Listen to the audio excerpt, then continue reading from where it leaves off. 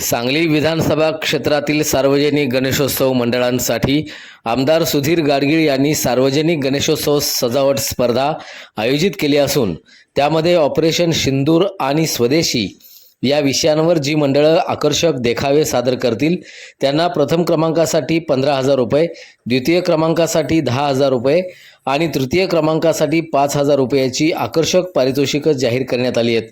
याशिवाय जी मंडळं या स्पर्धेत त्यांना एक भाग घेतील त्यांना एक आकर्षक भेटवस्तूही देण्यात येणार आहे। सर्व इच्छुक स्पर्धक गणेशोत्सव मंडळांनी दिनांक 29 ऑगस्टपर्यंत सहभाग नोंदवावा। त्यासाठीचे प्रवेश अर्ज आमदार सुधीर गाडगीळ जनसंपर्क कार्यालय विश्रामबाग इथं उपलब्ध आहेत।